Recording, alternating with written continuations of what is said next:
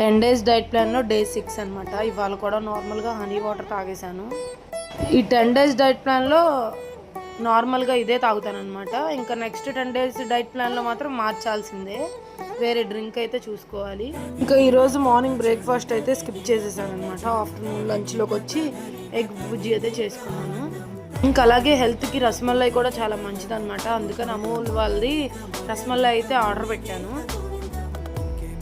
తిందామని స్పూన్లు కూడా తెచ్చుకున్నాను రెడీగా, కానీ లోపలంతా గడ్డగడ్డగా ఉంది.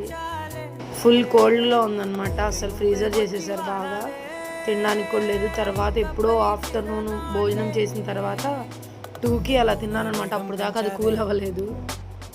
కానీ అమూల్ వాళ్ళది బాగుందన్నమాట. టేస్ట్ అయితే చాలా బాగుంది. 230 ఎంత పడిందనమాట. ఆన్లైన్లో బుక్ చేసాము.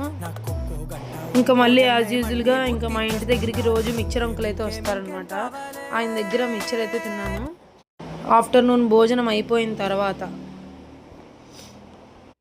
4:30కి అలా వస్తారనమాట. ఆయన దగ్గర ఒక మిక్చర్ అయితే తీసుకున్నాను.